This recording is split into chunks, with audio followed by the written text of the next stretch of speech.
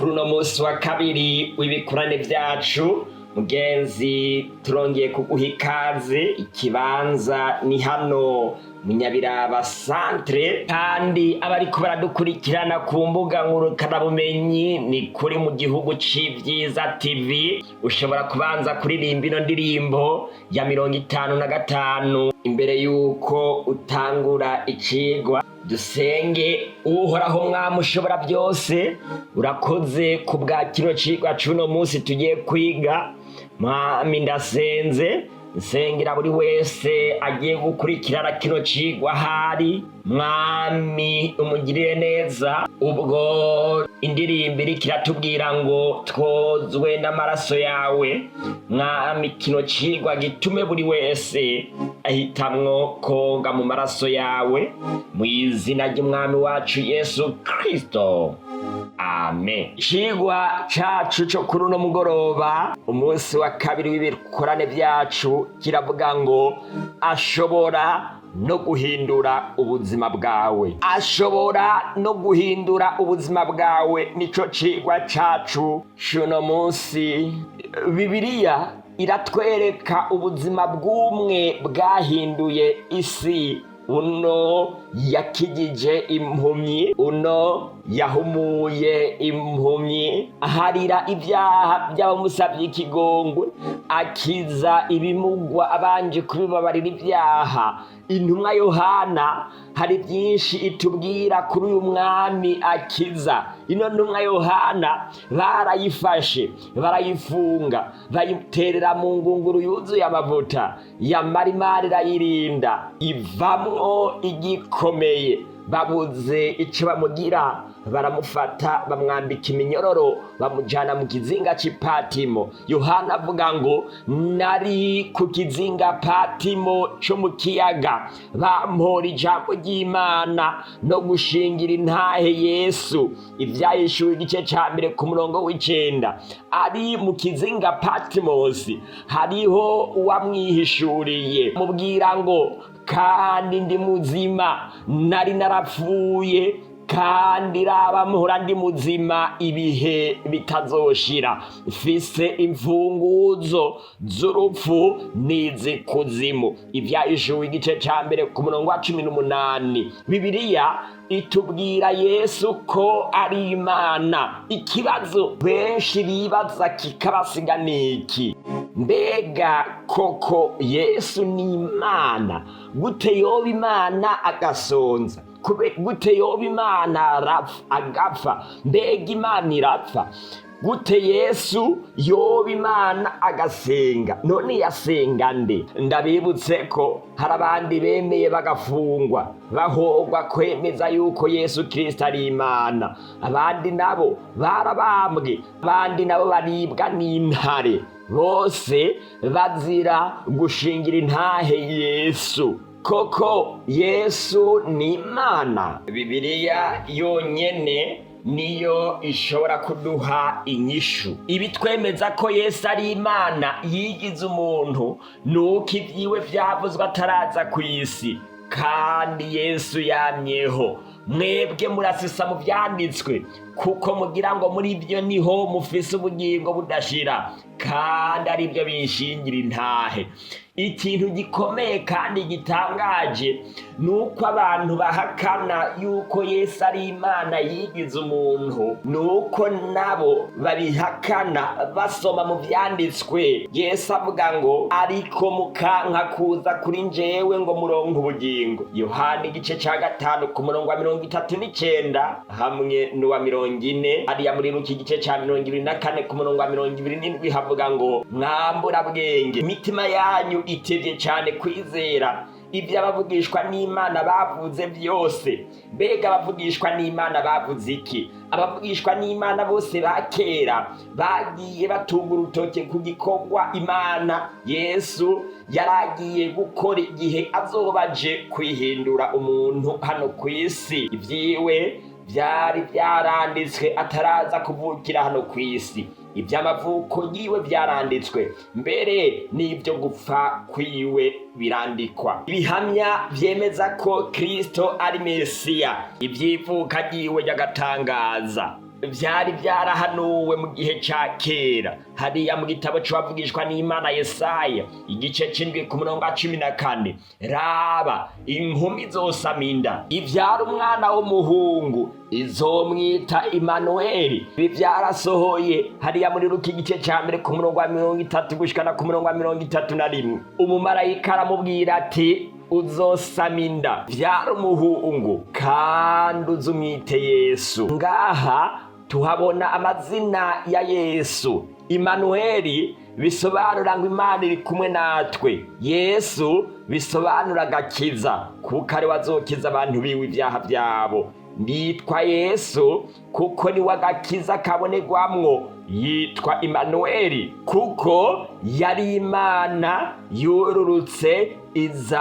kubana n'abantu. Kristo risigura uwarobanujwe amavuta kuko yatowe ngo abamwizera bose bakavyatura baze bahabwe ubugingo budashira. Yesaya igice ca 61 ku murongo wa 1 n'uwa 2. Mpemu w'Umwami uhoraho ari kuri jewe, kuko uhoraho yandobanuje amavuta ngo mbwire abaciye bugufi ubutumwa bwiza. Koko ni Kristo kuko yarobanujwe amavuta ngo abwire abaciye bugufi ubutumwa bwiza. Yantumye gutubika imitima imenetse no kumenyesha abarindwa ko barekuriwe n'imbohe ko zugururiwe, ngo menyesha abantu umwaka wo kwemererwamwo n'Uhoraho n'umunsi w'ihora w'Imana yacu, ngo nirure abagandaye bose. Yesaya igice ca 61 ku murongo wa 1 gushikana ku murongo wa 2. Ibihamya vyemeza ko Kristo Yesu ari Imana.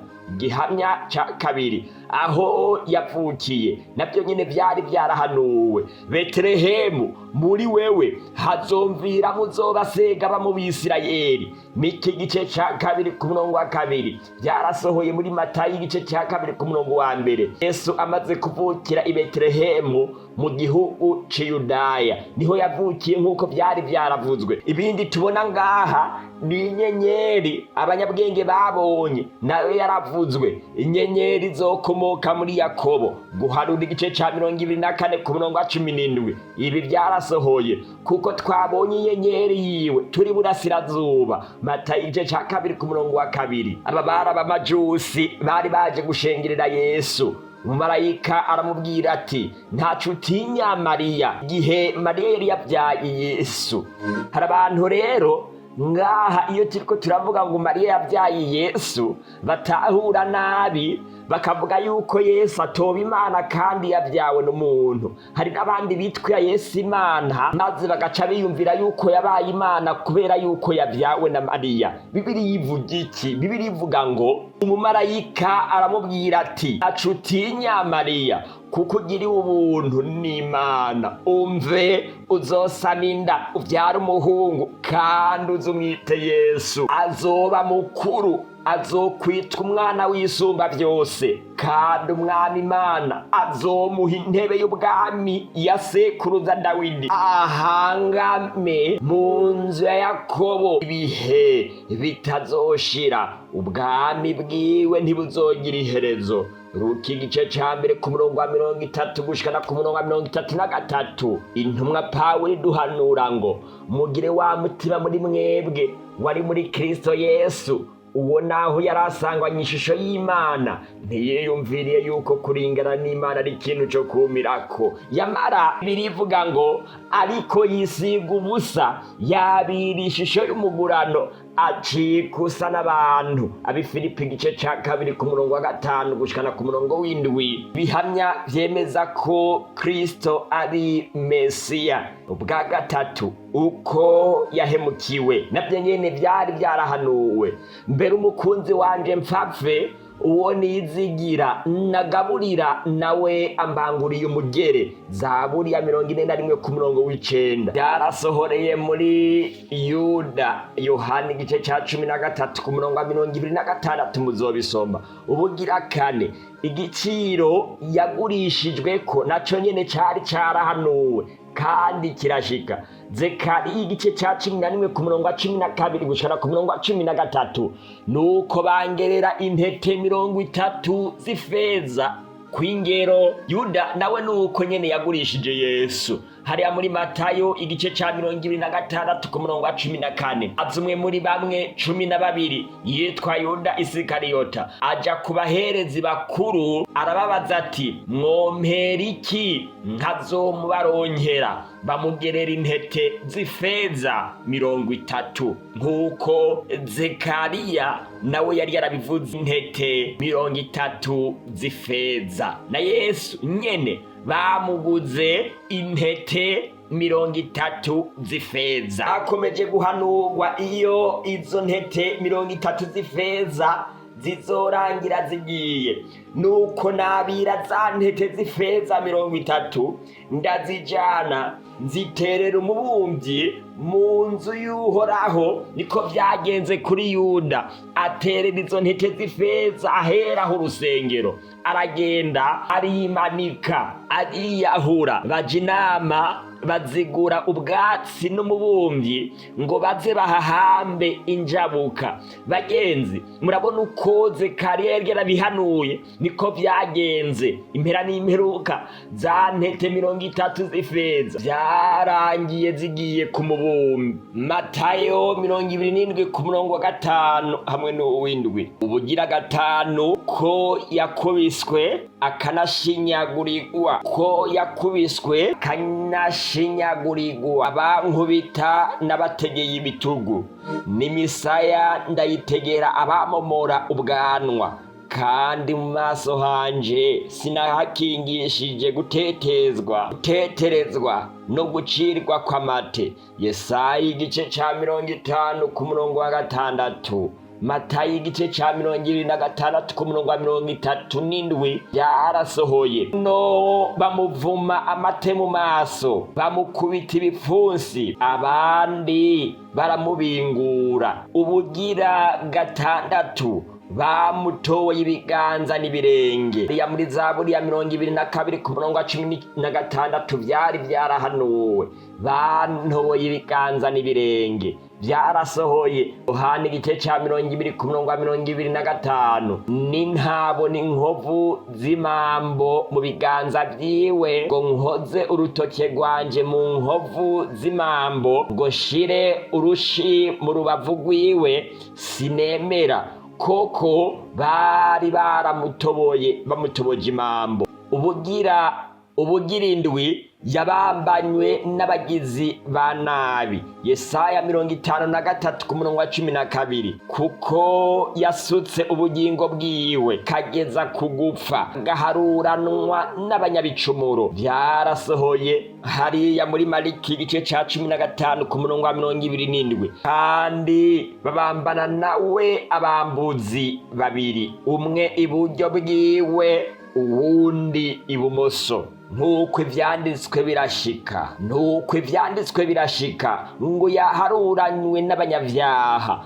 Ubugira 8 afindiye impuzu ziwe, bagabura impuzu zanje, bafindira umwambaro wanje. Byarasohoye hari Zaburi ya 22 ku murongo wa 16, byarasohoye muri Yohana igice ca 19 ku murongo wa 23. Nuko abasoda babira impuzu ziwe, bazigaburamwo imigabane 4. Nuko baravuga bati, twoye kutabagura, tufindire ugire uhuye gukira. Kwari ukugira ngo ivyanditswe bishike, ngo bagabuye impuzu zanje, bafindira umwambaro wanje. Ibyo niko abasoda babikoze nk'uko vyari vyarahanuwe. Ubugira 9 n'ubwahe, amajambo yavugiye ku musaraba nayo nyene yari yarahanuwe. Zaburi ya 22 ku murongo wa 1, Mana yanje niki kikumpebesheje. Vyarahanuwe. Nimusome Matayo, vyarasohoye. Soma Matayo igice ca 27 ku murongo wa 46, Mana yanje niki kikumpebesheje. Mbega kubwawe Yesu ninde mu vy'ukuri? Ninde wundi muntu kw'isi yabayeho ivyiwe vyarahanuwe, maze ivyabayemwo vyose bigashika akajambo ku kandi, uhereye ku kuvuka kwiwe ugashika ku by'urupfu rwiwe, byose bikabanza bigahanurwa atarabaho, kiretse Imana yo yamyeho izi byakahise byakubu hamwe n'akazoza. Ni igiki kikubuza kwizera Yesu mu by'ukuri? Yesu yaremeye kwihindura umuntu, yemera kwiyambika ubucocegwa, aza gupfa mu cyimbo cyawe. Yesaya yanditse ngo yarakengegwa agahugwa n'abantu, yari umunyamibabaro, yarazi intimba icari cyo, yakengegwa nk'umuntu abandi bahisha mu maso habo. Natwe ntaco twamwibagije ko, nukuri n'izacu ntimba yishize ko, n'iyacu mibabaro yikoreye, ariko tweho twamwiyumviriye nk'uwakubiswe, nk'uwacumiswe n'Imana, akicurikirizwa n'akabonge. Yamara yacumitiwe ibyacu bicumuro, yajanjaguriye ibyacu bigabitanyo, igihano kituronkesha amahoro cabaye kuri we, kandi imishishago yiwe niyo idukiza. Mugenzi, ibyaha byawe, ibyaha byanje, ibyaha twakoze, ibigabitanyo byacu nibyo byatumye Imana yemera kwiyambika ishusho y'umuntu, ikaza kudupfira. Impamvu yasonza, impamvu yababara, impamvu byaba ngombwa yuko asenga, impamvu n'ibindi byose bavuga byamubayeko, nuko yari yariyambitse ishusho y'umuntu, akishyira ku mubabaro wacu, kandi yagomba kubaho nk'umuntu kugira ngo bikunde bishoboke yuko yopfa. Twese twazimiye nk'intama, twese twagiye isabagire, umuntu wese mu nzira yiwe. Uhoraho aterura ibyaha byacu, abiremeka ukugabitanya kwacu, akumuremeka ukugabitanya kwacu twese. Umuhanuzi yavuze ngo Uhoraho amuremeka ukugabitanya kwacu twese. Ibyaha byawe Yesu yaravyikoreye abibamba ku musaraba. Ibyaha byanje nuko icyo nsabwa ni kwizera kugira ngo ibyo Yesu yankoreye bicike ibyanje. Icyo usabwa mugenzi muri uno mugoroba ni kwemera kwizera Yesu kugira ngo ibyo yakugiriye bicike ibyawe. Yaracuraguzwa yamara akarendeka, ntiyakura ku munwa nk'uko umwagazi w'intama ujanwa mu ibagiro, canke nk'uko intama itekerereza imbere y'abayikemura, niko atakuye ku munwa. Yesaya igice ca 53 ku murongo wa 3 gushikana ku murongo w'7. Abaroma igice ca 6 ku murongo wa 23 havuga ngo ingero y'icyaha n'urupfu, ariko ingabire y'Imana n'ubugingo budashira bubonerwa muri Kristo Yesu umwami wacu. Mugenzi, gukora icyaha bisobanura urupfu, bisobanura kwitwa uwo gupfa. Ukabuzi yuko wakoze icyaha uri uwo gupfa. Amahirwe ufise yonyene nuko hariho ingabire y'Imana y'ubugingo budahera, kandi bubonerwa mu koga mu maraso ya Yesu. Mbega warogejwe n'amaraso ya Yesu? Uno munsi ndaguhamagarira kwemera kwiyegurira Yesu bundi bushasha. Iyumvire kuri kahise kawe uko kagenze, niwiyumvire ingendo zawe zibi zose uko zagenze, maze uvuga ati nanje ndashaka gutangura bundi bushasha. Ijambo ry'Imana rivuga ngo naho ibyaha byawe byotukura tukutuku, Imana hamwe wo kwemera kwizera amaraso ya Yesu arabyeza, maze ube uwera, kandi ibyaha byawe ntibizokongera kwibuka ukundi. Yesu yifuza guhindura ubuzima bwawe, kandi ubuzima bwawe ntibuzokwama nk'uko bwamye. Icyaha caratugiriye nabi ku rugero ruhambaye. Icyaha gitera umubabaro, icyaha gitera ingorane mu miryango, icyaha gitera kwama twijiriwe, icyaha gituma ata munezero tugira, twatakaje ibyiza byose kandi icaha gisobanura gupfa. Adamu na Eva igihe bakoze icaha barirukanywe, niko nawe wa munsi ukora icaha ushishikara kwirukanwa kandi wishira kuri liste y'abazopfa, ku rutonde rw'abazopfa vy'iteka ryose. Amaraso y'igikoko kitagira agasembwa niyo yaseseka kugira ngo umunyabyaha babarirwe ibyaha. Hari hakenewe ibintu bibiri kugira ngo Imana yibagire icaha c'umunyabyaha. Nuko uwo munyabyaha yakoze icaha aza gupfa vyanka vyakunda. Niba bitabaye uko naho ategerezwa gutanga igikoko kitagira agasembwa kugira ngo akire. Babibayemwo igihe kirekire. Hariya mu Baheburayo igice ca 9 ku murongo wa 22 tuhabona amajambo akomeye avuga ngo kandi amaraso atavuye ntihabaho kubabarirwa ivyaha. Bategerezwa gutanga ibimazi. Abisirayeli abatubanjirije mu gihe ca kera bagatanga ibimazi vy'impene, intama hamwe n'ibindi kugira ngo amaraso yavyo avuye umunyabyaha ashobore kubabarirwa. Icaha ntikijana imbere y'Imana kidahanywe, kandi kugira ngo icaha gihanwe nuko haboneka amaraso. Noho rero kugira ngo umuntu napfe wa wundi yakoze icaha, vyari bikenewe yuko buri wese atanga igikoko kikava amaraso. Umukene vyagoye yaremera akagenda kwiruka inyuma y'inuma kugira ngo aronke ico aza gutanga kikimazi. Nyamara twebwe tutari Abisirayeli mu buryo bw'umubiri, nta vyizigiro twari dufise, barabo gupfa nyabo gupfa, nta saganyirizo ryari rihari.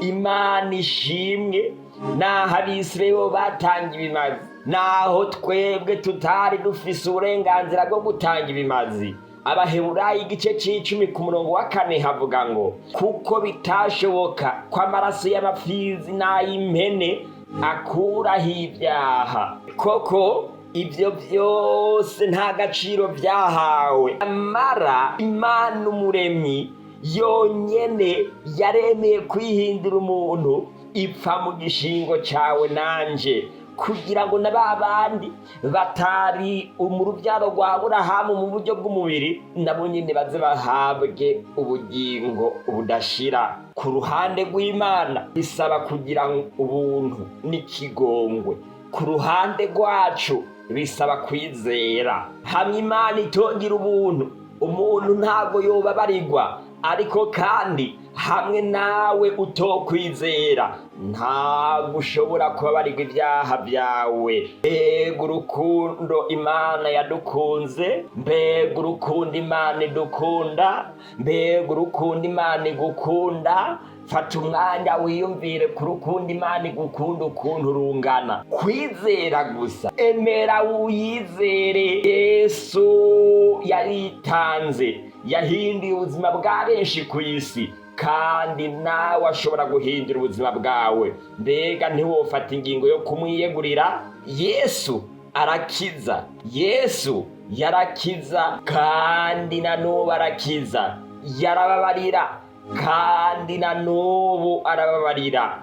Yazuye abapfuye, nawe hamwe nanje azotuzura ku munsi w'iherezo. Waragendeye mu byaha igihe kirekire, iyumvire ubusuma wakoze mu minsi yawe, niwiyumvire ukuntu wasambanye, niwiyumvire inzigo n'ishari byawe, niwiyumvire ishari ugira kuri bagenzi bawe, niwiyumvire ukuntu uri umunyamazimwe, niwiyumvire ukuntu uri umurozi, niwiyumvire ukuntu ugenda gukinda, guterekera n'ibindi bikorwa bibukora, niwiyumvire ukuntu ugenda kuraguza, niwiyumvire akaboregwe kawe, niwiyumvire kutubaha ababyeyi n'abandi bantu bawe, niwiyumvire ukuntu wasenze ibigirwamana. Icaha cose wakoze, Yesu avuga ati ni njyewe kuzuka n'ubugingo, unyizera niyo yoba yarapfuye azobaho, kandi uriho wese anyizera ntaho azokwigera apfa gushitsa ibihe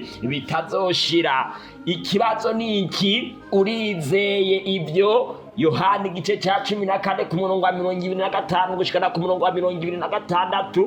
Mugenzi, iki nico kibazo. Urizeye ibyo? Ico usabwa ni kwizera. Uhejeje kwizera ukemera ukugurura, Yesu ariko aradodora ku rugi rw'umutima wawe, arashaka kwinjira iwawe ngo musangire. Mbega uremera kumwugururira muri uno mugoroba? Yesu aguteza ibiganza. Tugiye gukora umuhamagaro udasanzwe ku isabato izorangiza bino bikorane. Tuzoba dufise umubatizo udasanzwe, kandi buri muntu wese ahari ariko aradukurikirana ku mbuga ngurukanabumenyi nawe nyine arashobora gufata ingingo kandi akatwandikira kugira ngo tumumenyeshe ukuntu ashobora kubigenza bivanye n'igihugu canke akarere arimwo, mu kutwandikira kuri izi nimero zikurikira: akamenyetso ko guteranya 257 61 208 669, akamenyetso ko guteranya 257 61 208 669. Ikibazo ni ca kindi: wogejwe n'amaraso, watunganijwe n'amaraso, hari aho yakwetesheje amaraso, mbega imyambaro yawe irera? Dusenge. Uhoraho Mwami ushobora byose, utegeka bikaba. Urakoze kubw'ijambo ryawe uhereje gushikiriza ubwoko bwawe. Rema gushasha imitima y'abamaze kuryumva, bamenyeshe yuko nabo nyene ushobora kubakiza mu gihe bo kwizera, maze ubahe twese icarimwe. Uduhe kwama tukwizeye ibihe byose, kandi uduhe ibyizigiro byo mwiherezo, mu izina ry'umwami wacu Yesu Kristo, amen.